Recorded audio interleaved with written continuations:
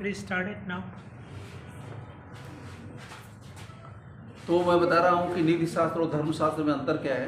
तो पढ़े लिखे धर्मशास्त्र में तो धर्मशास्त्र का संबंध किससे है? भावना से, सेंटिमेंट से है। तो ईश्वर को जानने के लिए या किसी दैवी शक्ति को जानने के लिए आपको मस्तिष्क का प्रयोग नहीं, बुद्धि का प्रयोग नहीं, बल्कि अपने भावना का प्रयोग करना पड़ता है। अब अगला है, लिखिए, इसी में लिखिएगा, धर्मपरायण व्यक्ति मानता है कि प्रत्येक कार्य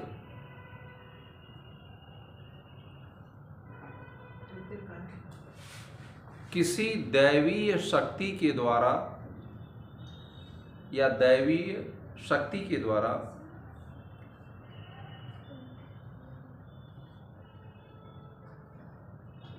निर्धारित तथा शासित होता है। निर्धारित तथा शासित होता है। शासित मतलब रूल्ड होता है। इसमें हमारी कोई इच्छा नहीं है, यानी जो हमारी विशेष है उसका कोई रोल नहीं है। इसमें हमारी कोई इच्छा नहीं है। यदि कोई इच्छा है तो उसके पीछे भी कोई दैवीय योजना है। यदि कोई इच्छा है तो उसके पीछे भी कोई दैवीय योजना है।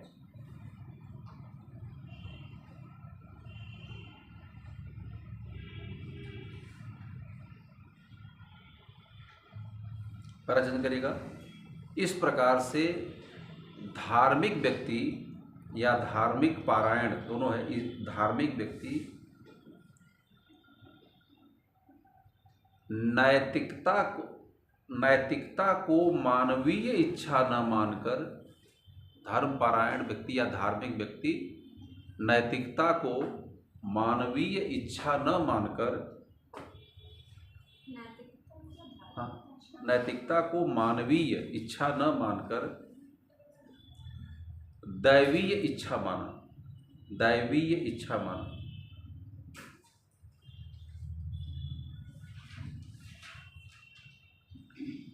पैराग्राफ लिखिएगा कि मध्यकाल में धार्मिक नेताओं के आदेश को दैवीय आदेश माना जाता था। मध्यकाल में धार्मिक नेताओं के आदेश को दैवीय आदेश माना जाता था।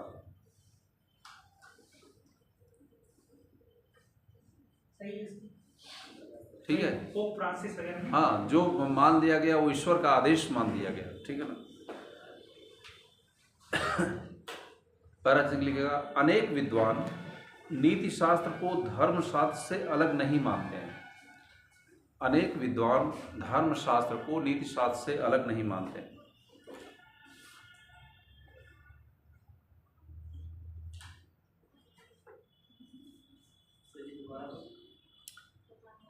अनेक विद्वान नीति शास्त्र को धर्मशास्त्र से अलग नहीं मानते हैं।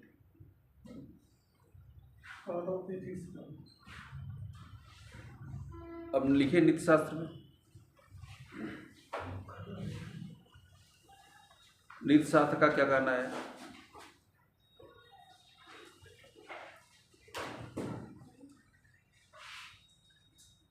लिखिएगा, नीति शास्त्र का धर्मशास्त्र से कोई संपर्क नहीं है।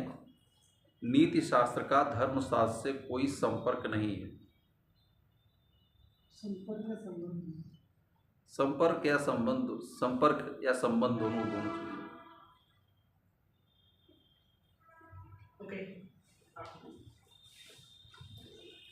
नैतिक दृष्टि से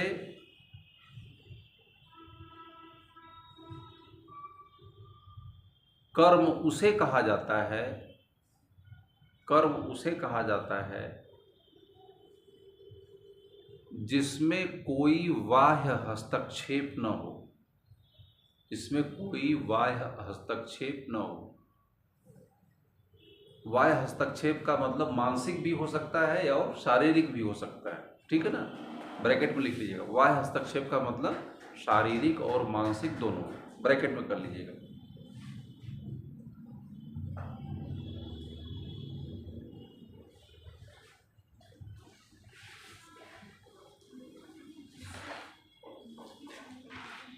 कोई भी निर्णय शुभ और अशुभ तभी हो सकता है, कोई भी निर्णय या नैतिक निर्णय लिख लो, कोई भी नैतिक निर्णय शुभ और अशुभ तभी हो सकता है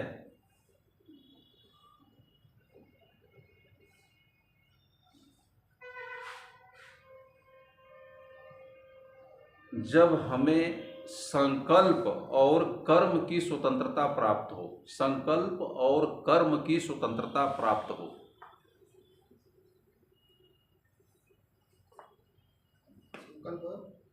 संकल्प और कर्म की स्वतंत्रता प्राप्त, ये दो अलग अलग चीजें हैं। संकल्प और कर्म क्या होता है? मतलब निर्णय को लक्ष्य निर्धारित करना। संकल्प का मतलब है कि आपको बाहर जाके चाय पीना है, पहले आपके अंदर संकल्प आता है, फिर उस संकल्प का मतलब एक अपने आप एक आपके अंदर एक जो है एक इसको अंदर से लगता है कि हमको एक करना चाहिए, ये संकल्प है। जैसे जैसे ये विल आपके अंदर आती है कि हमको ये करना चाहिए या नहीं करना चाहिए, दोनों बातें हो सकती है, करना या नहीं करना, उस पर फिर उस तरफ आप आगे बढ़ते हो, ठीक है ना। ऐसा नहीं कि कोई चीज़ दिमाग में आपके आए नहीं और उसको करना शुरू कर दे। अच्छा सर, अच्छा इससे तो ये हम लोग पता चलता है कि जो हम लोग कहा करते हैं कि ये हमसे गलती हो गई भूल चूक में, पहले हम लोग उसका संकल्प कर लेते हैं और करके कर देते हैं, फिर ऑटोमेटिक कहते हैं कि हमसे गलती हो गई, है ना। चीटा या चीटी नीचे आ जाए वो तो चलो गलती हो गई, हाँ। तो इसमें संकल्प और कर्म, जो धार्मिक व्यक्ति होता है वो संकल्प उसको मानता है कि जो मेरे अंदर भाव उठ रहा है वह दैवी इच्छा का परिणाम है, इसीलिए उसका संकल्प का कोई महत्व नहीं रह जाता है, वो दैवी इच्छाओं को ही पराभूत अपने को कर देता है जो भी है, ठीक है ना। तो ये इसीलिए जो नैतिक शास्त्र का जो आधार है वो धर्म शास्त्र के आधारों से एकदम अलग अलग है, हाँ, पूरा अलग अलग है। नैतिक शास्त्र कहता है कि जो भी हम कर्म करते हैं वह किसी बिना बाह्य प्रभाव से स्वतंत्र होकर के फिजिकली और मेंटली, आपके पीछे कोई रिवॉल्वर लगा दिया और कहा कि नहीं ये कब उनको गरियाओ, आप गरियाओगे, ठीक है। तो इसका मतलब हो गया आप संकल्प आपका जो है स्वतंत्र नहीं है, यानी किसी न किसी प्रभाव के आप किसी प्रभाव से मतलब दबाव के कारण जो है आप ये रिएक्शन कर रहे हो, तो यह आपका कर्म क्या है? स्वतंत्र नहीं। बहुत से लोग कहते हैं कि उनके पास भूत की सवारी आ गई, ये प्रेत उनके ऊपर चढ़ गया तो चुड़ैल पकड़ ली, और उस अगर इम्प्रेशन में कोई वो काम करता है तो उस इम्प्रेशन में काम करता है तो उसके कर्म को जो है स्वतंत्र नहीं माना जाएगा। अगर होता है तो ये डिसीज भी हो सकती है, बीमारी भी हो सकती है। गुस्से में किसी गोली मार दी तो गुस्से में यह एक मनोवैज्ञानिक विषय है, ठीक है। निश्चित रूप से गुस्से में, अब गुस्से का आधार देखना पड़ेगा कि वो गुस्सा वास्तव में कैसे था। तो क्या गुस्से में जब उन्होंने गोली मारी तो अब उसको यहाँ जुडिशियल सब्जेक्ट हो जाता है, तो गुस्से में जब गोली मारी होगी तो क्या उनकी गुस्सा जो है पागलपन की तरह से हो जाता है, किसी को पहचानते नहीं है, ये भी देखना जरूरी है कि किसी की जान ले लें गुस्से के मारे। अब उनकी बैकग्राउंड बड़ी इंपॉर्टेंट हो जाती है। अगर अपराधी व्यक्ति हैं तब तो वहाँ नहीं छूट पाएंगे, और अपराधी व्यक्ति नहीं है, किसी कारण से उनके अंदर गुस्सा इतनी आती है कि अपने को नियंत्रित नहीं कर पाते हैं, तो निश्चित रूप से उनको थोड़ी सी छूट मिल जाएगी, फांसी के बदले आजीवन कारावास उनको मिल जाएगा। न्यायालय इसको देखता है कि नहीं वास्तव में अगर इनकी बैकग्राउंड, इनकी जो केस हिस्ट्री है एकदम साफ सुथरी है, ईमानदार आदमी है, अच्छा आदमी है, लेकिन ऐसी कंडीशंस क्रिएट हो गई कि इस आदमी को ऐसा करना पड़ा, तब उसमें दंड तो आपने किया, दंड तो मिलेगा ही मिलेगा, लेकिन जो उसकी ग्रेविटी हो जाती है, क्या हो जाती है? कम हो जाती है। इसीलिए न्यायालय व्यवस्था करता है, जो अपराधी व्यक्ति होता है, शातिर अपराधी, कैसे आपने मारा, जैसे शातिर अपराधी होगा किसी को मारेगा तो कैसे मारेगा? दोनों को मारने में अंतर होता है। जो प्रोफेशनल किलर होता है ना, वो मारेगा तो तुम उसको मालूम है कि कहाँ से मारने से आप ऊपर चले जाओगे, ठोक के मांगता है, उसको हार्ट का पता होता है, उसको माइंड का पता है, उसको लीवर का पता होता है, ऐसे ठोक के मारता है। लेकिन जो प्रोफेशनल नहीं है वैसे नहीं मारेगा, वो गुस्सा है ना, कहीं से भी मारेगा। ये दोनों में अंतर। तो जो आपके बॉडी के वाइटल पार्ट को जो किल करता है, इसका मतलब है कि वो जानबूझ करके आपको मारना चाहता है। ये बड़ा बहुत चीजें देखी जाती है। अब आगे लिखिए। लिखिए, नीति शास्त्र का उद्देश्य यह बताना है कि नीति शास्त्र का उद्देश्य यह बताना है कि उसके लिए शुभ क्या है। नीति शास्त्र का उद्देश्य बताना है कि उसके लिए शुभ क्या है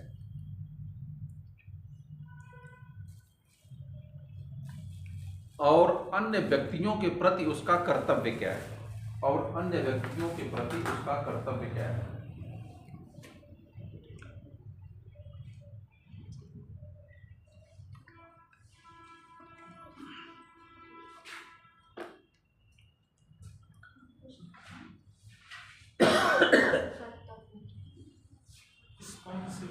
और आगे लिखिएगा, इसी में लिखिएगा कि शुभ और अशुभ के ज्ञान के लिए किसी दैवीय आस्था की कोई जरूरत नहीं।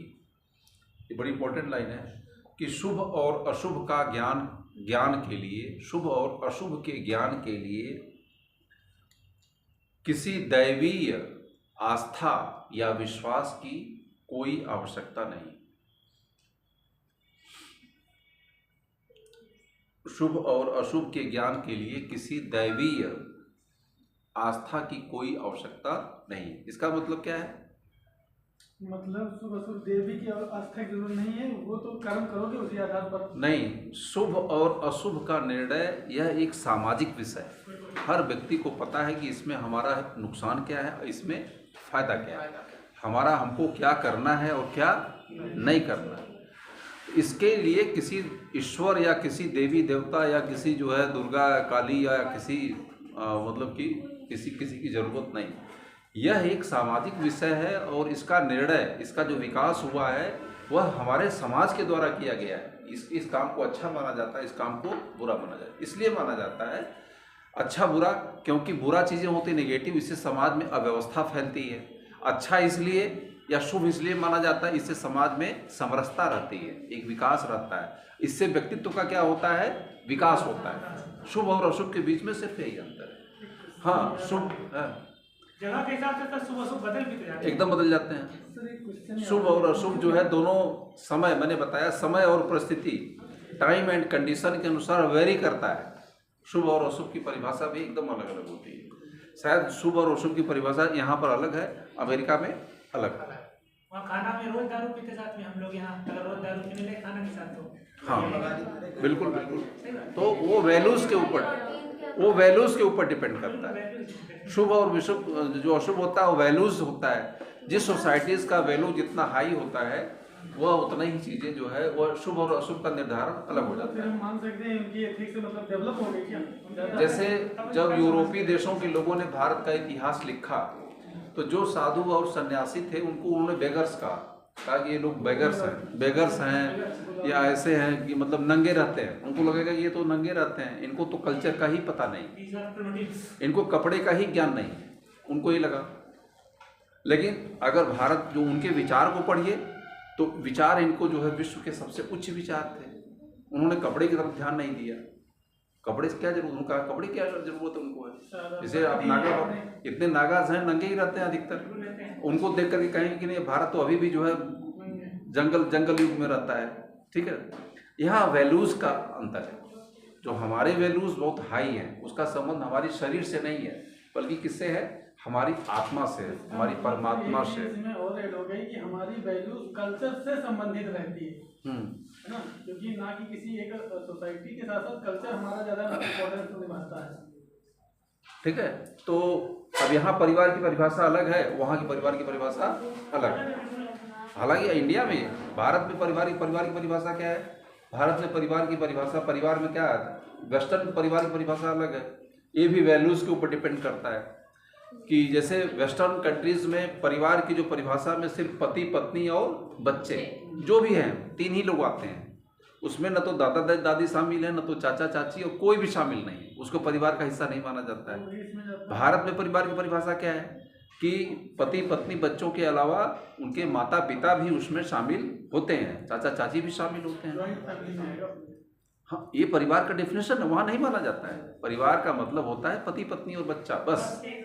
तीसरा, और इसके अलावा जो अगर कोई उनके दादा दादी आ गए अगर रहने के लिए, they are just like the guest, वो मेहमान की तरह से हैं बस, वो नहीं रह नहीं सकते हैं, वो खुद ही नहीं रहेंगे, कहेंगे तुम्हारी प्राइवेसी यार, तुम लोग अपना जीवन जियो, हम तुम्हारे साथ में नहीं आगे घाल मिल कर सकते हैं।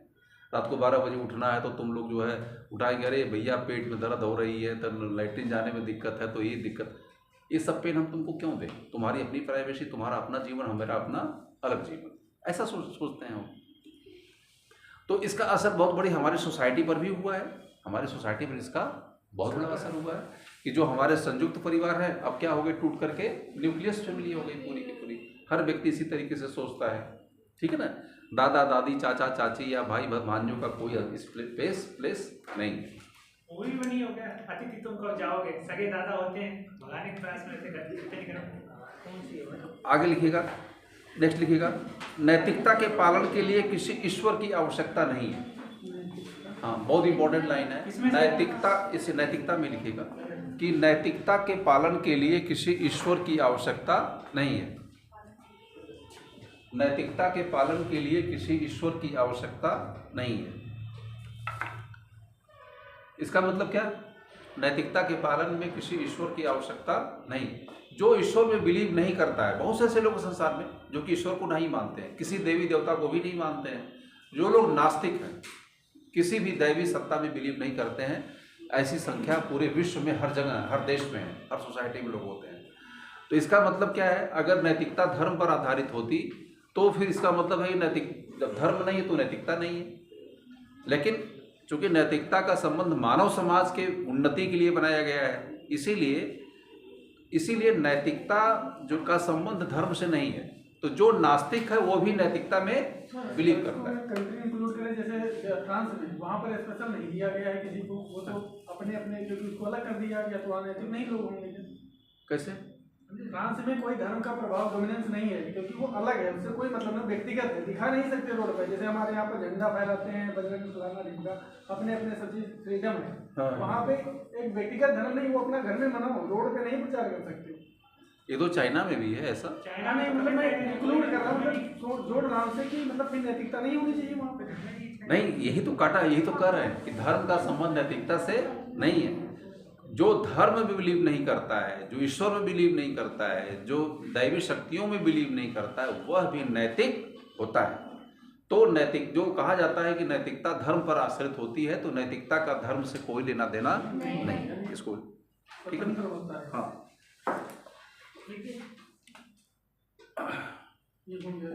हो गया। यदि हम ईश्वर के डर से आचरण करेंगे तो, यदि, हाँ पैरा चेंज करके नैतिक में, यदि हम ईश्वर के डर से कोई आचरण करेंगे तो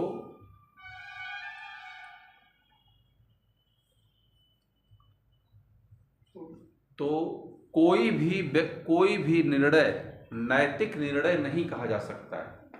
कोई भी निर्णय नैतिक निर्णय नहीं कहा जा सकता है।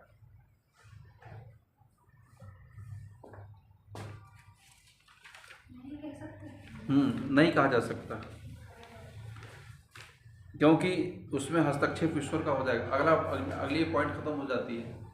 तो कंक्लूजन में आप कह सकते हैं कि जो धर्मशास्त्र है वह ईश्वर का अध्ययन करता है, और जो धार्मिक पुरुष होता है, जिसकी धर्म में आस्था होती है, ईश्वर में आस्था होती है, उसका ये मानना है कि हमारा जो भी कर्म है वह कर्म मेरा नहीं है बल्कि ईश्वर का है।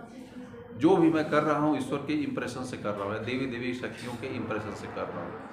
और नैतिक शास्त्र ये कहता है कि हम कोई भी डिसीजन को, उसी व्यक्ति के नैतिक डिसीजन को माना जा सकते हैं जो किसी बिना किसी बाह्य प्रभाव के कारण जिसका स्वतंत्र निर्णय हो, उसी को ही नैतिक निर्णय माना जा सकता है, ठीक है ना।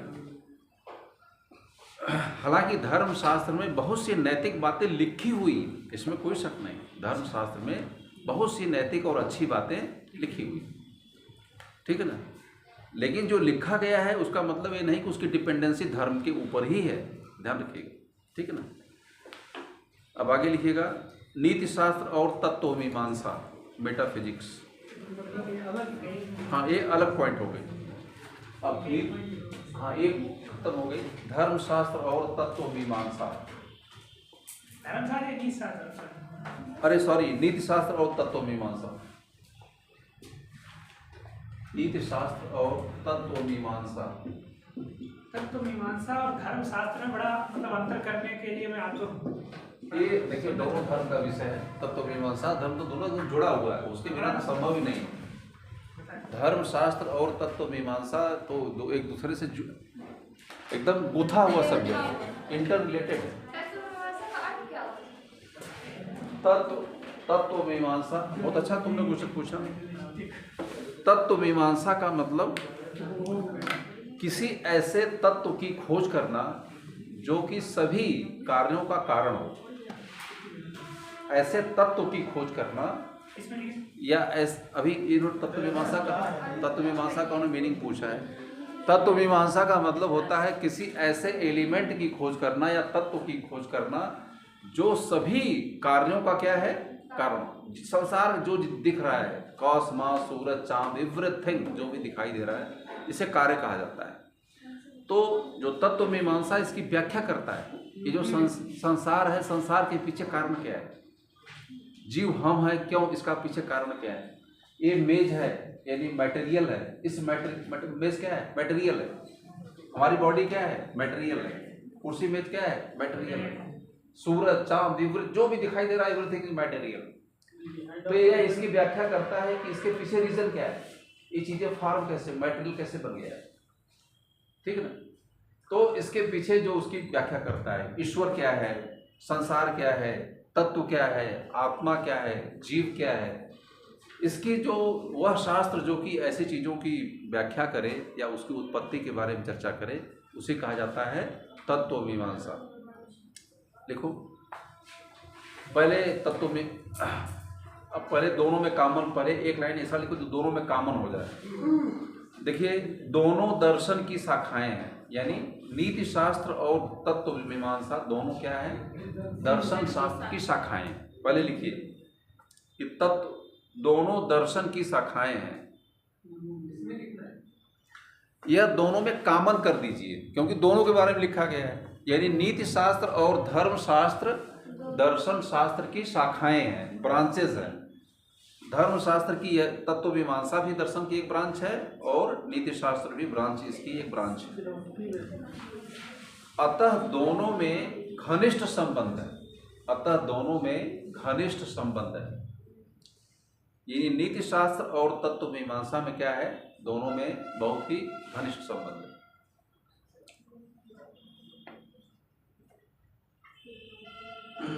अब इसमें आप लिखिए तत्वमीमांसा की साइड में, तो आप लिखिए तत्वमीमांसा की साइड में लिखिए, लिखिएगा तत्वमीमांसा में आत्मा, ईश्वर,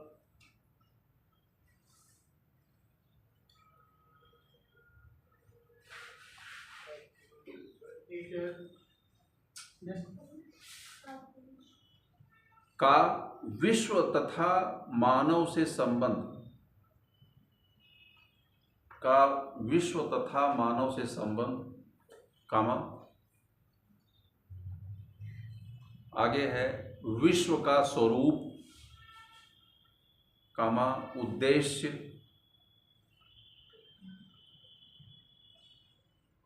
तथा इसकी रचना, यानी इसका निर्माण कैसे हुआ। रचना का मतलब इसका निर्माण, रचना आदि से संबंधित प्रश्न पूछा जाता है।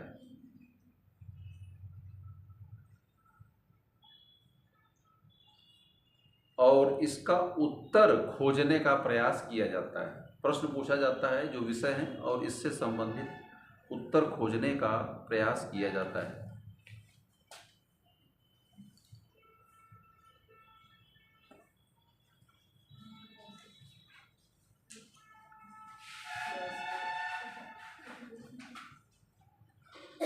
लिखिएगा, पैरा चिन्ह लिखिएगा कि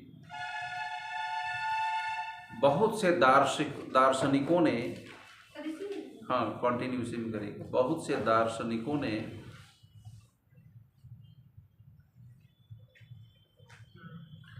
उपरोक्त तथ्यों की से संबंधित, उपरोक्त तथ्यों से उपरोक्त का मतलब जो ऊपर लिखा गया है, ठीक है ना, उपरोक्त तथ्यों से संबंधित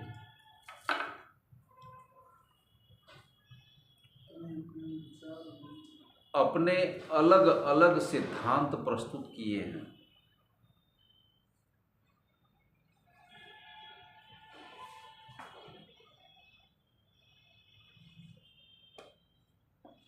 अलग अलग सिद्धांत प्रस्तुत किए हैं और उनकी प्राप्ति के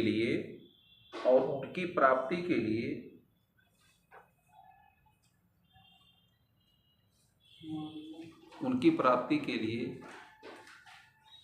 अनेक नैतिक आदर्शों को भी प्रस्तुत किया है। अनेक नैतिक आदर्शों को भी प्रस्तुत किया है। अनेक नैतिक आदर्शों को भी प्रस्तुत किया है।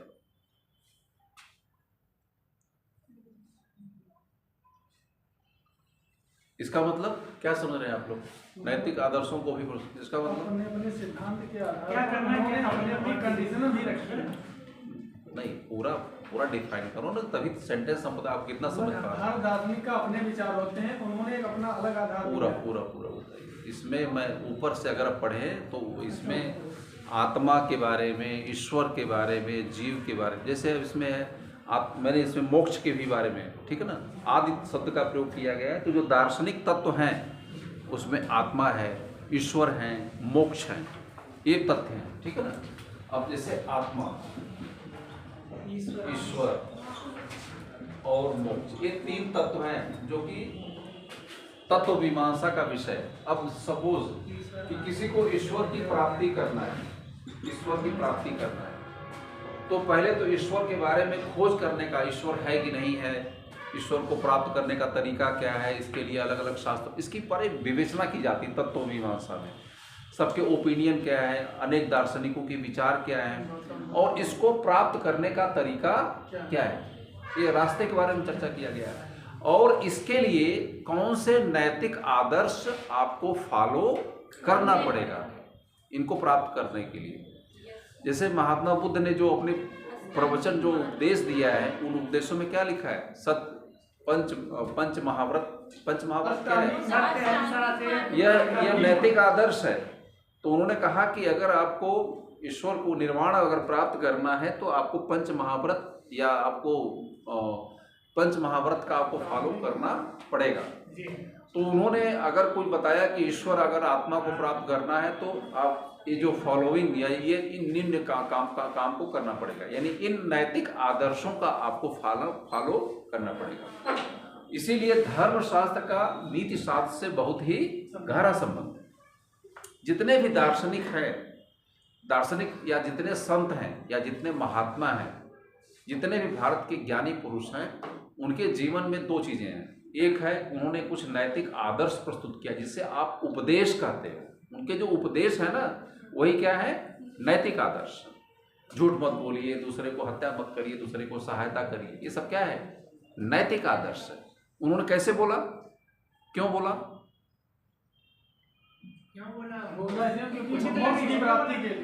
क्योंकि जैसा बुद्ध थे, यानी जैसे बुद्ध को ज्ञान की प्राप्ति हुई, वैसा ही अगर आप बनना चाहते हैं तो उन्होंने जो उपदेश दिए, यानी जो उनके नैतिक आदर्श हैं, उनको आपको उसी तरीके से फॉलो करना पड़ेगा, ठीक है ना।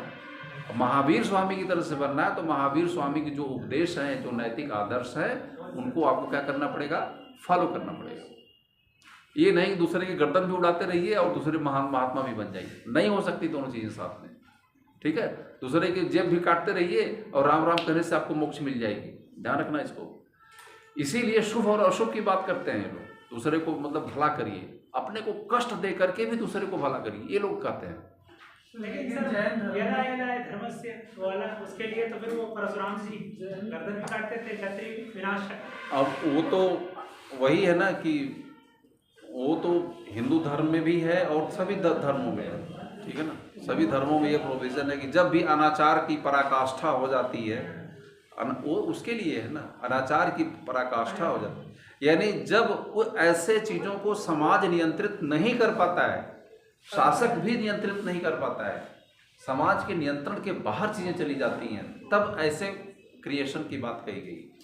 ठीक है, इसमें हम ये चीज शामिल करना चाहेंगे, जैसे महावीर स्वामी का इन्होंने जीवों की हत्या पर बहुत ज़्यादा स्ट्रिक्ट एक्शन लिया था, लेकिन गौतम बुद्ध जी वह बहुत नॉर्मल थे। तो मतलब इसमें क्या डिफरेंस है? क्योंकि उनके आधार पर जीव हत्या बिल्कुल पाबंदी थी और इनमें नॉर्मलता थी, ठीक है, जिसमें एग्रीकल्चर जो संबंधित थे, कमर्शियल व्यक्ति थे और व्यापारी थे, उन्होंने उसमें नहीं शामिल लिए। देखिए दोनों की जो फिलॉसफी है उसमें अंतर है, दोनों के दर्शन जो उस आधार पर उनका ईश्वर की प्राप्ति है ना। जैसे जैन धर्म ये कहता है। अब थोड़ा मेरा टॉपिक आप लोग उधर खींच ले जाते हैं, और मेरा बहुत प्रिय सब्जेक्ट है। नहीं, इसमें दो चीज़ें हैं कि जैन धर्म पूरे चीज़ों को दो पार्ट में बांटता है। एक है ऐसी चीज़ें जो चैतन्य होती हैं, और दूसरी चीज़ें होती हैं जड़ होती हैं। पूरे उन्होंने दो पार्ट में बांटा हुआ। चैतन्य या जिसमें जीव होता है, बहुत शॉर्ट में बता रहा हूँ आप, चैतन्य जो भी चैतन्य होगा उसमें जीव होगा, या जो भी जीव होगा वह चैतन्य होगा। अब इसमें अब दूसरी चीज़ ये कहते हैं कि इसके अलावा जो भी बचता है संसार में, जो भी है वो जड़ है। अब चैतन्य, वो ये कहते हैं कि जो भी चैतन्य है वह ईश्वर का रूप है, यानी ईश्वर का ही अंश है, ईश्वर ही कहते हैं। अब कितनी बड़ी बात उन्होंने कही कि जो भी चैतन्य है वो क्या है, ईश्वर है। तो अगर हमारे अंदर ईश्वर विद्यमान है, साक्षात विद्यमान है, वो कहता है, तो जो पेड़ पौधा है क्या है, वो भी चैतन्य, उसमें भी ईश्वर है। लेकिन दोनों में अंतर क्या है? वो जड़त्व है, मतलब वो स्टेबल है, मतलब स्टेबल है ना, पेड़ जैसे पेड़ है तो स्टेबल है ना। हाँ, बिल्कुल सही बता रहे हैं। तो अब ये कहते हैं कि अब दोनों में सिर्फ ये अंतर है कि हमारे अंदर जो चेतना है वह बहुत ज़्यादा प्रभावित, मतलब कि प्रकाशित है। प्रकाशित का मतलब 5 इंद्रियां हमारे पास है ना, तो अपने को हम एक्सप्रेस कर सकते हैं। लेकिन जो पेड़ और पौधा है वह अपनी भावनाओं को व्यक्त नहीं कर सकता है, क्योंकि उसमें इंद्रियों की संख्या कम है। लेकिन दोनों में यह कहना कि उसे दुख नहीं होता है, उसे सुख नहीं होता है, उसे प्रेम नहीं होता है, वह सभी अनुभूतियां उसके अंदर हैं जो मानव के अंदर है। एवरी हर सेंसेशन उसको फीलिंग होती है। इसका पता किसने लगाया सबसे पहले? जेसी बोस ने लगाया। जगदीश चंद्र बोस ने सबसे पहले ये पता लगाया कि जैसे हम डरते हैं, जैसे हम रोते हैं, जैसे हम चिल्लाते हैं, जैसे हमको भूख लगती है, सारी अनुभूतियां वृक्षों को या पेड़ पौधों को होती है। जब पेड़ काटने के लिए कोई जाता है, जब कोई पेड़ काटने के लिए जाता है तो वह भी बहुत चिल्लाता है कि हमको काटने के लिए आ गया, मेरी जान चली जाएगी, अब ले लेगा। वह भी गालियां देता है, ध्यान रखिएगा। वृक्ष भी गालियां देता है आपको जब वो काटने के लिए जाते हैं, जब उसके तने को तोड़ते हैं। एवरी सेंसेशन दे है फील करते हैं, लेकिन वह अपने को क्या करता है, एक्सप्रेस नहीं कर पाता। वो परवश है, आपको कम्युनिकेट नहीं कर सकता है, लेकिन उसे मेजर किया सकता है उसके सेंटिमेंट को। ठीक है, इसीलिए चेतना अब अमीबा पैरामीशियम उसमें भी ईश्वर का तत्व विद्यमान है, लेकिन जो मानव के अंदर चेतना है, ईश्वर का अंश सबसे ज्यादा क्या है, प्रकाशित है। वैसे सर एक हो गया। इसीलिए वह अहिंसा पर बहुत ज्यादा जोर है। अब दोनों लोग बहुत विशेष पुरुष थे। अब बुद्ध की बात आते हैं, बुद्ध ने भी अहिंसा पर जोर दिया है, लेकिन इतना जोर नहीं दिया है जितना कि महावीर स्वामी ने। अब दोनों की दूरदृष्टि अलग अलग है। महात्मा बुद्ध से जब भी पूछा जाता था कि आपका अहिंसा पर, उनके जो भतीजे थे, भाई चचेरे भाई देवव्रत, उनका कहना है कि आप मांसाहार को पूरी तरीके से बंद क्यों नहीं करते हैं। आप मांसाहार बंद कर दीजिए, यानी मांसाहारी को रिस्ट्रिक्ट कर दीजिए कि कोई भी जो बौद्ध धर्म में आएगा वह मांसाहार का सेवन नहीं करेगा, या अहिंसा पर बहुत ज़्यादा। वो बार बार चुप रह जाते थे, उत्तर नहीं देते थे, क्योंकि महात्मा बुद्ध स्वयं जो है मांसाहारी थे। आपको पता है कि नहीं पता है? वो खुद ही मांसाहारी शिकार करते थे, वो भी तो राजा थे ना, तो हाँ। वो भी पहले। तो जो खान पान को लेकर के जो कड़ाई है वह उस समय महात्मा बुद्ध ने डिक्लाइन कर दिया। उन्होंने कहा, मांसाहार के बारे में उनकी जो रूलिंग थी लोगों से, उन्होंने ये कहा कि अगर मांसाहार का प्रयोग आप तभी करिए जब आपके खाने के लिए शाकाहार उपलब्ध न हो, तब करिए। उपलब्ध है तो उन्होंने कहा कि शाकाहार सबसे अच्छी चीज़ है, उन्होंने कहा बेस्ट चीज़ है। अगर वह मांसाहार को बहुत कड़ाई से रिस्ट्रिक्ट कर देते, आप सुनिए, अगर उनके उसमें आ जाता है कि जो भी बुद्धिज्म एक्सेप्ट करेगा उसको जो है मांसाहार नहीं करना पड़ेगा। आज देखिए चाइना में क्या है, चाइना में लोग कुत्ता भी खाते हैं, बिल्ली भी खा जाते हैं। जो चावल सड़ा करके जो कीड़ा निकलता है वो भी खाते हैं। जापान में मेढक खाते हैं, ठीक है ना। तो वहाँ बुद्धिज्म, वो लोग बौद्ध धर्म को तो बिलीव करते हैं, लेकिन इन चीज़ों को जो है कोई सख्ती से नहीं मानते। शायद महात्मा बुद्ध को शायद दिख गया होगा 1000 साल के बाद की घटनाएं कि अगर हम करेंगे तो इसका नुकसान हमको हो जाएगा, ठीक है ना। तो बौद्ध धर्म में आचार विचार या जो खान पान को लेकर के इतनी, मांसाहार को लेकर के उनकी इतनी सख्ती नहीं, क्योंकि महात्मा बुद्ध भी अपने जीवन भर जो है मांसाहार को उन्होंने चेक नहीं किया। कहा जाता है कि उनको जो मृत्यु हुई थी वह जो है सूअर का मांस खाने से ही उनकी मृत्यु हुई थी, ठीक है। क्या हो गया, काय माथा पकड़? हम इसलिए सुने आप कह रहे हैं कि उनको शुगर खाने को उसमें खीर बताते, कोई कुछ बताते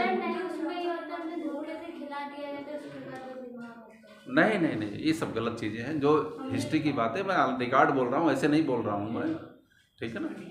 ऑनलाइन बोल रहा हूँ मैं, ये ऑन रिकॉर्ड बोल रहा हूँ, ऑन रिकॉर्ड वो इसीलिए बोल रहा हूँ, नहीं तो मैं चुप नहीं लगा जाता, ठीक है। तो सूअर का मांस खाने से ही उनकी मृत्यु हुई थी। जब 80 साल का आदमी सूअर का मांस खा लेगा तो उसको पचेगा ही नहीं, वो डिसेंट्री उनको हुई और डिसेंट्री होने के कारण उनकी डेथ हो गई। खैर, उन्होंने इसकी घोषणा उन्होंने 1 महीना पहले ही बता दिया था, और यहाँ तक बता दिया था कि मैं सूअर का मांस ही खाऊंगा और उस व्यक्ति के घर खाऊंगा, पहले बता दिया था, ताकि जो है उस व्यक्ति के ऊपर अपयश न लगे कि इसने सूअर का मांस खिला दिया और महात्मा बुद्ध की मृत्यु हो गई। उन्हें बता दिया कि इसके यहाँ मैं रुकूंगा और यहाँ सूअर का मांस खाऊंगा और इसके बाद मेरा अंतिम समय। मतलब उनके टाइम पीरियड में लिखा था, इस हिसाब से लिखा नहीं था। अब लिखा नहीं था, लिखा होता तो क्या बदल नहीं देते हो, हम नहीं खाएंगे, आपको पता चल जाए कि यहाँ जाने हमारी टांग टूट जाएगी तो क्यों जाएंगे आप? कोई जाएगा ही नहीं। लेकिन सर वो क्यों ऐसा करेंगे? पहले प्रारंभ के साथ वो प्रारंभ होना पड़ता है ना, जैसे राम की तरफ उसके जो है थोड़ा था, उसके बाद बताइए। चलिए आगे बढ़िए।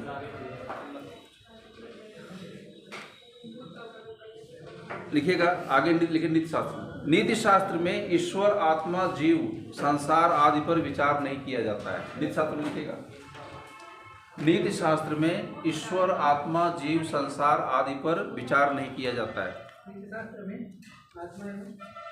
नीति शास्त्र में ईश्वर, आत्मा, जीव, संसार आदि पर विचार नहीं किया जाता है।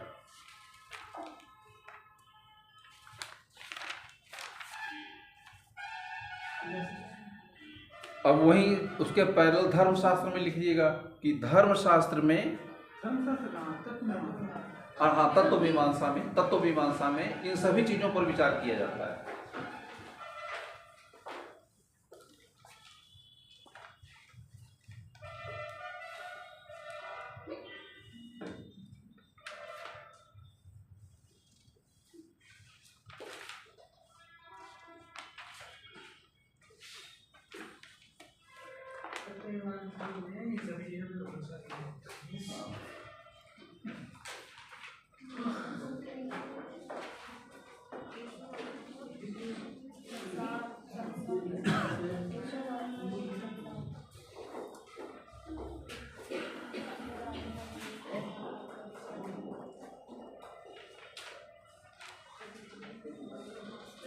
लिखिएगा, अब लिखिएगा कि अगले पूरा ये टॉपिक खत्म हो जाती है। लिखिएगा ब्रांचेज ऑफ द एथिक्स, यानी नीति शास्त्र की शाखाएं। हाँ, ये पूरा टॉपिक ही अलग है, पूरा छोड़ दीजिए इसको, पूरा ब्रांचेज ऑफ द एथिक्स। अब मैंने अभी आपको ये बताया कि एथिक्स का जो दूसरे विषयों से संबंध क्या है, ठीक है ना। अब हम आते हैं नीति शास्त्र की ब्रांचेस कौन कौन सी शाखाएं हैं, ठीक है ना। ब्रांचेज ऑफ द एथिक्स, नीति शास्त्र की शाखाएं।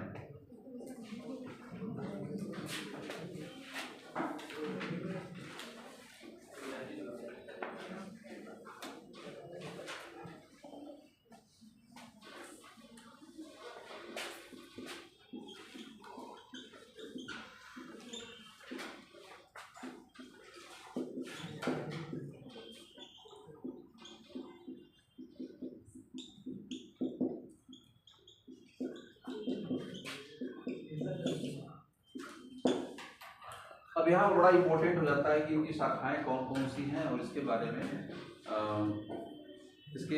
हम लोग कैसे क्या करते हैं।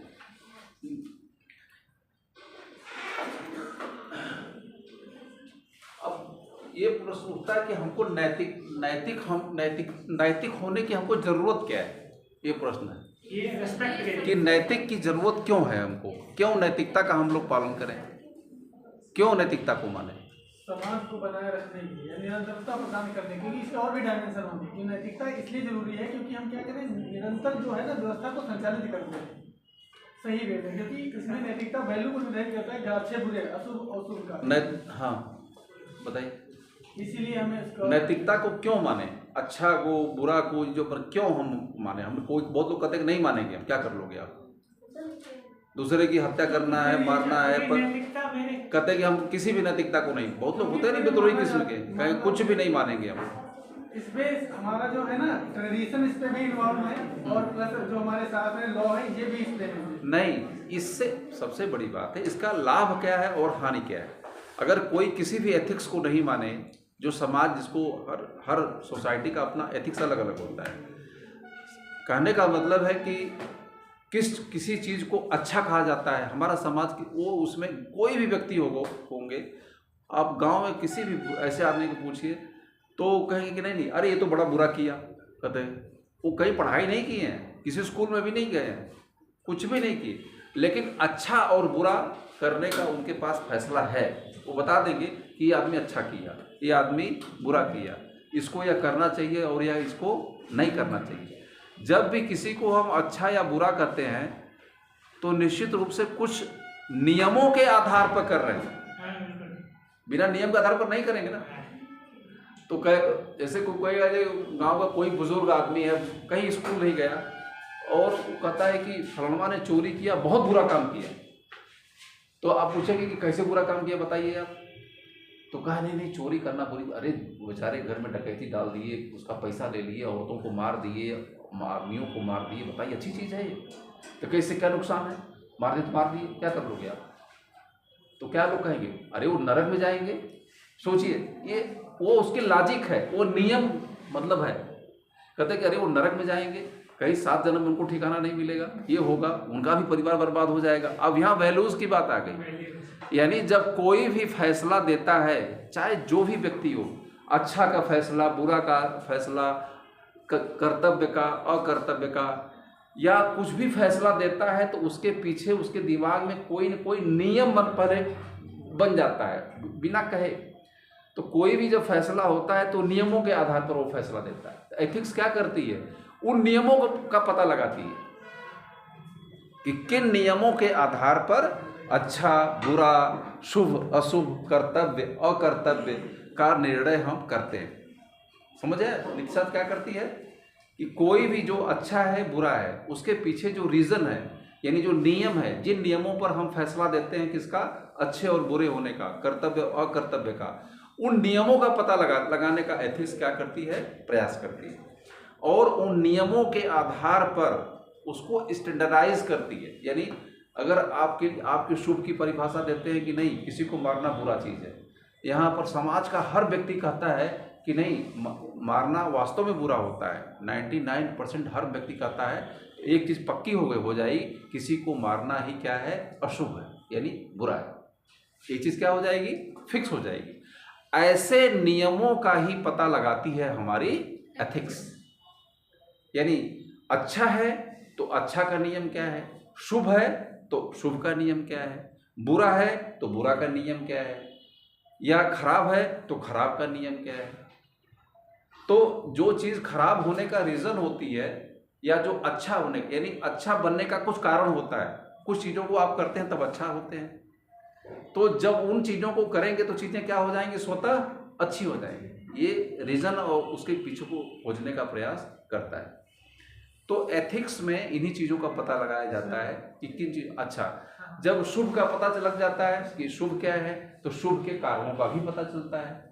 और संसार में हर व्यक्ति क्या चाहता है, शुभ चाहता है। जो चोर है, डकैत है, अपराधी है, जो हत्यारा है, वह भी क्या चाहता है, पैसे इकट्ठा करता है ना।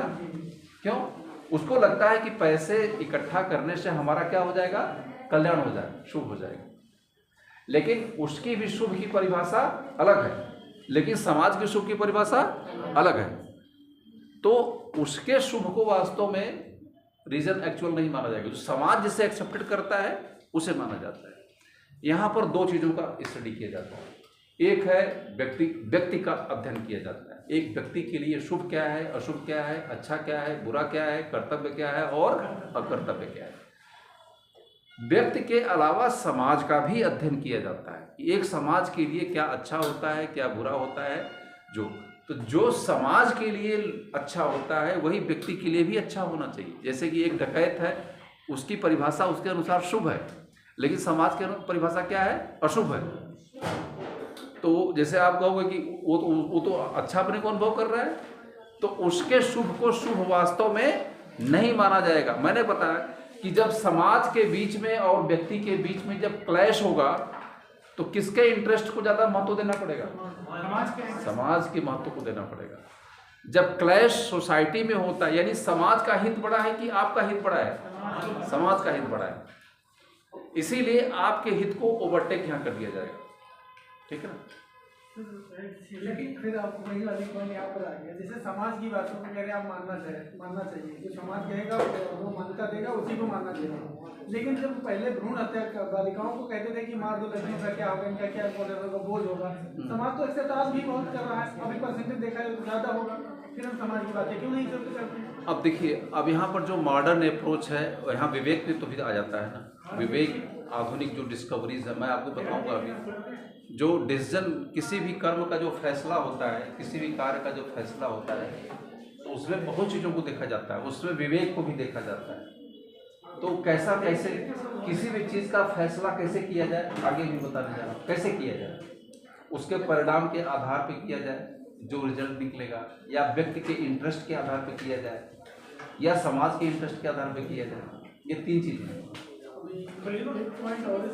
अरे भाई आगे डिस्कशन किसी भी कर्म का, इसे नैतिक निर्णय, ठीक है ना,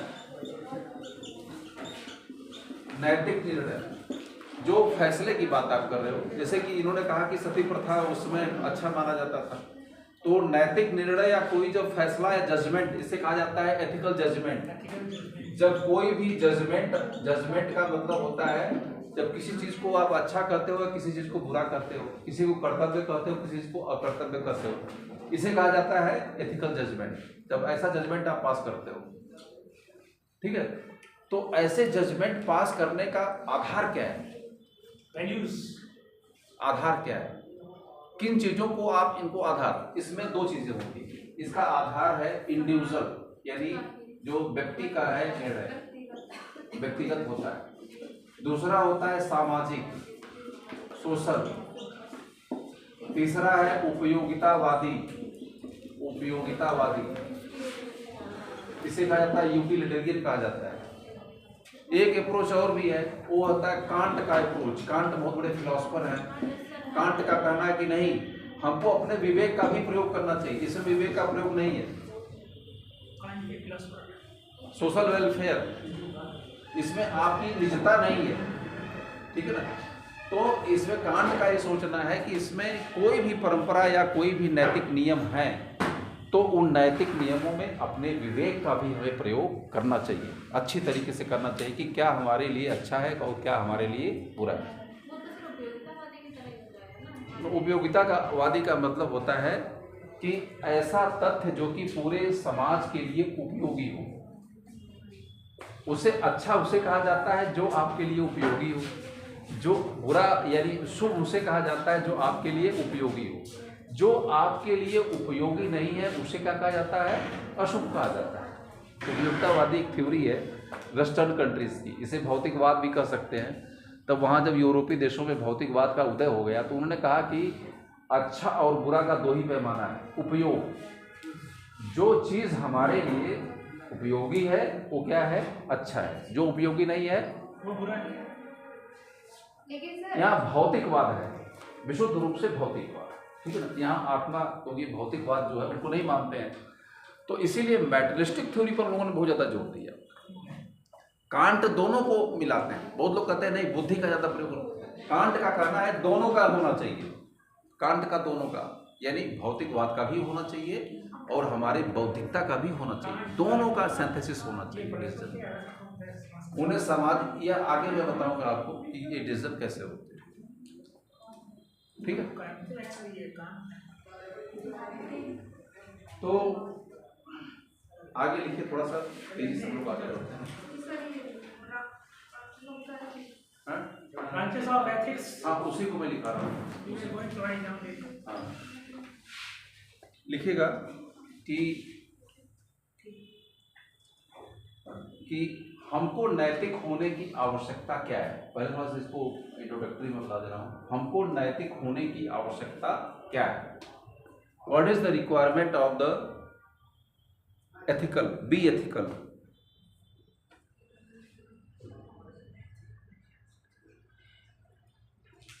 और नैतिकता की आवश्यकता क्या है, ये बोला मैंने कि पहले बोला क्या, नैतिक होने की आवश्यकता क्या है? हाँ नैतिक या नैतिकता की आवश्यकता क्या है। हम नैतिक क्यों होना चाहते हैं, अगला क्वेश्चन, हम नैतिक क्यों होना चाहते हैं,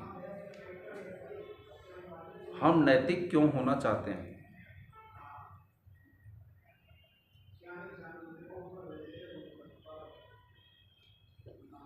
अब नीचे लिखेगा कि इसका उत्तर यह है कि, इसका उत्तर यह है कि, इसका उत्तर यह है कि प्रत्येक व्यक्ति अपना सर्वोत्तम चाहता है, प्रत्येक व्यक्ति अपना सर्वोत्तम या शुभ चाहता है, ऐसे लिखिएगा। प्रत्येक व्यक्ति अपना सर्वोत्तम या शुभ चाहता है।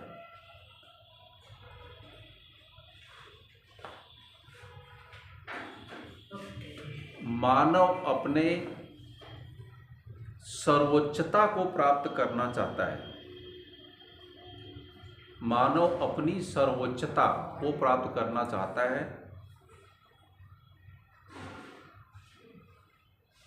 तथा विवेक युक्त जीवन जीना चाहता है, विवेक युक्त जीवन जीना चाहता है।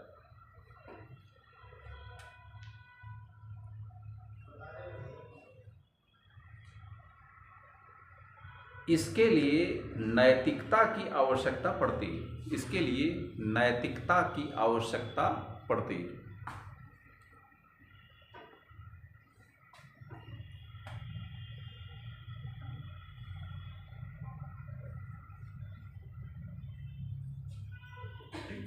नैतिकता का संबंध हमारे अंतःकरण से है, ठीक है ना। सर्वोच्चता से प्राप्त करना चाहता है तथा विवेक युक्त जीवन जीना चाहता है। आगे लिखो, नैतिकता का संबंध हमारे अंतःकरण से है, अंतःकरण से है। तो बेटा फोकस नहीं हो पाती थोड़ी सी, क्या नाम, समीक्षा, फोकस थोड़ी सी कमी है। तुम्हारा दिमाग का एक हिस्सा थोड़ा सा कहीं कहीं घूमता रहता है बाहर, ठीक है। इसको इंटरेस्ट पैदा करो थोड़ा सा, है ना। सर मेरे साथ ये हो जाता है अक्सर कि अगर आप ये 3 सेंटेंस बोले, एक लिख लिया दूसरा लिख लिया, फिर अगर माइंड में नहीं रहता, बाकी सब तो माइंड में रहता है, ऐसे क्लास में इसलिए भूल जाता है। That is the lack of focus, वो फोकस की कमी तुम्हारी, इसको हैबिट अभी से बनाओ, एक कमी है ना, एक कमी है। एक साथ में तुम कई क्वेश्चन सोचती रहती है, ये है वो है, ऐसे इसीलिए नहीं हो पाता है। एक साथ में एक ही चीज़ को सोचो।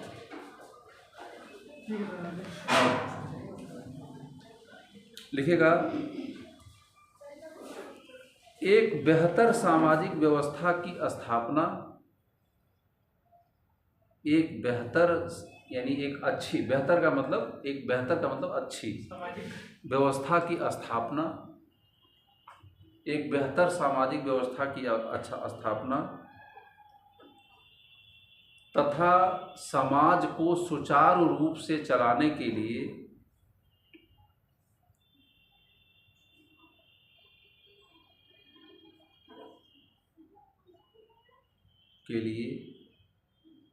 कुछ नियमों और कुछ कानूनों की आवश्यकता होती है।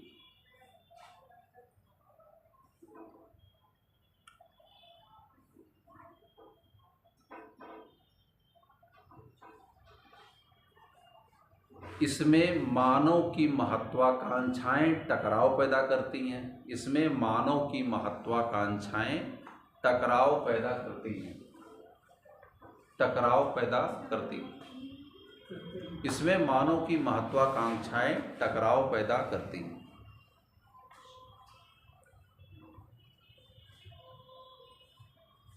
ऐसी परिस्थिति में व्यक्ति और समाज की सुख शांति के लिए, ऐसी परिस्थिति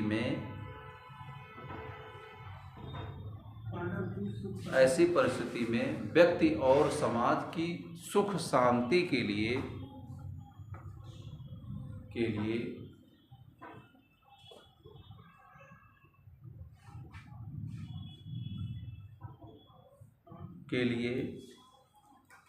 एक नैतिक व्यवस्था का होना आवश्यक है। एक नैतिक व्यवस्था का होना आवश्यक है।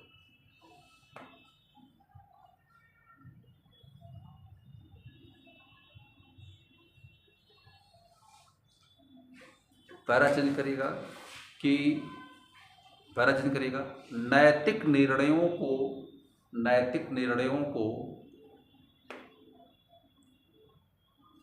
मुख्यतः दो आधारों पर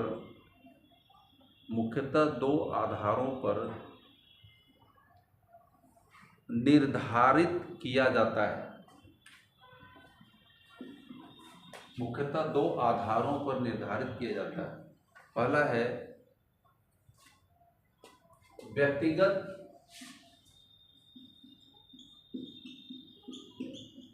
रूप से उपयोगिता,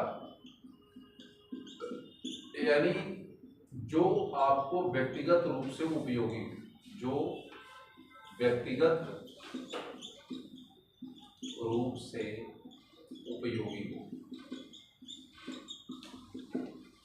यानी समाज के लिए वो नैतिक मूल्यों की बात हो रही है जो कि एक व्यक्ति के लिए उपयोगी है। लेकिन क्या जो एक व्यक्ति के लिए उपयोगी है समाज के लिए उपयोगी है कि नहीं, इसको देखा जाता है। अगर कोई भी निर्णय अगर सिर्फ एक व्यक्ति के लिए उपयोगी है और पूरे समाज के लिए उपयोगी नहीं है तो उसे शुभ नहीं माना जा सकता है। यहाँ पर मतलब कि पूरे समाज के लिए उपयोगी, व्यक्ति के लिए। दूसरा है सामाजिक उपयोगिता। सामाजिक उपयोगिता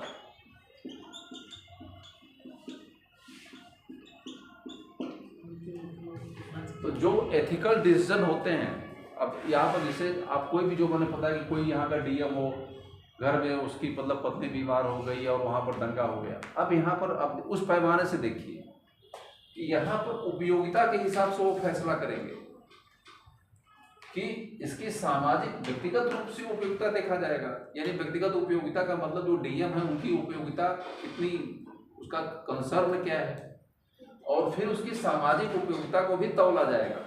अगर दोनों के बीच में क्लैश होता है तो किसे प्रेफर किया जाएगा, सामाजिक उपयोगिता को देखा जाएगा। ये है तो जो भी एथिकल डिसीजन किया जाता है, जो भी आप आगे केस स्टडी का फैसला लिखोगे आप, उस फैसले में आपको दोनों को तौलना पड़ेगा कि इसमें व्यक्तिगत इंटरेस्ट छुपा हुआ है कि सामाजिक इंटरेस्ट। तो जो पब्लिक वेलफेयर है उसको ज़्यादा महत्व दिया जाएगा, और उसमें किसी व्यक्तिगत हित का नुकसान भी होता है तो उसे सही माना जाएगा। ध्यान रखिएगा, उसमें कोई व्यक्तिगत नुकसान, यानी दो व्यक्तियों के मरने से अगर 200 व्यक्तियों की जान चली जाती है, जान बच जाती है, तो 2 व्यक्तियों के जान को जाना क्या माना जाएगा, अच्छा नहीं, लॉजिकल माना जाएगा, ताकि अच्छा नहीं माना जा सकता है।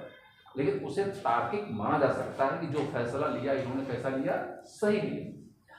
शुभ तो नहीं कहा जा सकता, अच्छा भी नहीं कहा जा सकता है, लेकिन जो फैसला है वह इनका इस मामले में सही है, क्योंकि 2 व्यक्तियों को मरवा करके 200 व्यक्तियों की जान बचा ली। अच्छा, अगर इसमें बलि वगैरह रहते हैं जो भट्टे अट्टे में झोंक दिए जाते हैं ऐसा भट्टा स्वरूप, that will not be included for this kind of things. भाई वो तो अपराध है उसमें, लेकिन दूसरा तथ्य तो होना चाहिए नहीं कि 2 व्यक्तियों को झोंकने से क्या 200 लोगों की जान बचती कि नहीं बचती। हाँ, ये तो मेरा से भट्टा शुरू करने के लिए आदमी डाल दिया गया उसमें। अब मनगढ़ंत नहीं है सर, ये तो बहुत ज्यादा चल। अच्छा चलिए, अब लिखेगा ये सब। अब जितनी एथिक्स की ये जो भी एथिक्स हम पढ़ने, इसकी ब्रांचेस को पढ़ने जा रहे हैं, सब में इन्हीं 2 चीज़ों का ही स्टडी किया हुआ पूरा, सब मिलाकर। ये जो विषय बताया, कंटेंट बताया, इस कंटेंट में पूरा का पूरा हम लोग ये अध्ययन करेंगे। अब इसमें ब्रांचेज ऑफ एथिक्स में पहला जो लिखिएगा, पहला है नॉर्मेटिव एथिक्स। एथिक्स के ब्रांचेस हम लोग बताया जा रहे हैं। पहला है नॉर्मेटिव एथिक्स।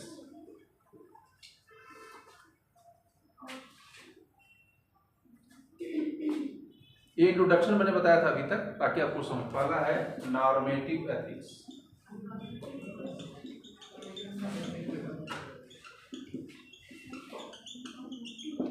नॉर्मेटिव एथिक्स इसे आदर्शात्मक या इसे प्रिस्क्रिप्टिव एथिक्स भी कहा जाता है। प्रिस्क्रिप्टिव,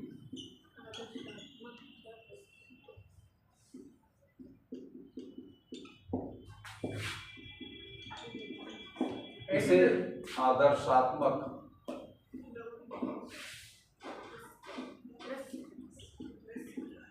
नीति शास्त्र कहा जाता है।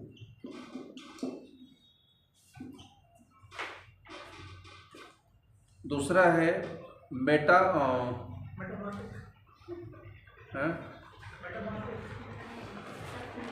दूसरा है मेटा एथिक्स, अधिनीति शास्त्र।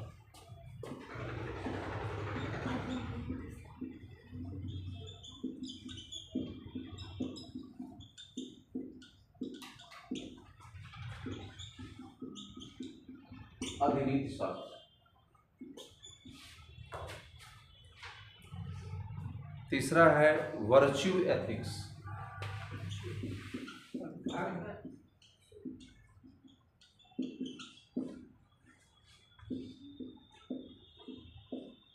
सद्गुण नीति शास्त्र, यानी जिसे मूल्यों के बारे में इसमें अध्ययन करेंगे हम लोग। सर तीसरा पॉइंट क्या है?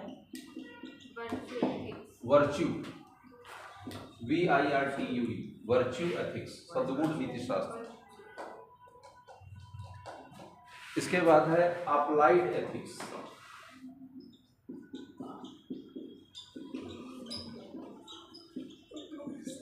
अप्लाइड एथिक्स यानी व्यावहारिक नीति शास्त्र। इस समय सबसे ज्यादा जो क्वेश्चन पूछा जाता है आपको, कहाँ से पूछा जाता है?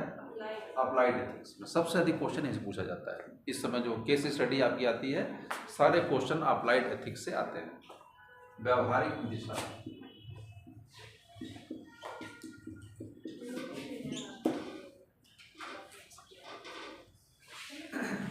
अंदर का सर्कल में अंदर का कर देंगे आगे, क्या हेडिंग अंदर लिखवाएंगे आगे कल, जैसा आप बताइए। जितना टाइम लगेगा अब तो लगेगा, पूरी क्लास लगेगी, तो पूरा चारों को स्टडी करना पड़ेगा पूरा, छोटा मोटा। ठीक है, पूरे लिख देते हैं। इसका काफी दिमाग भी खर्च होता है। दिमाग खर्च होता है, बिल्कुल खर्च होता है। मैथमेटिक्स और रीजनिंग से ज्यादा हमको दिमाग इसमें लगाना पड़ता है। उस दिन मैंने 10 मिनट में मैथमेटिक्स के 10 क्वेश्चन लगा दिए धर धर धर धर, और इसमें बंद करिए। पूरा माइंड के जितने 3 पार्ट हैं, तीनों पार्ट यूज करने पड़ रहे हैं। हाँ ये तो है।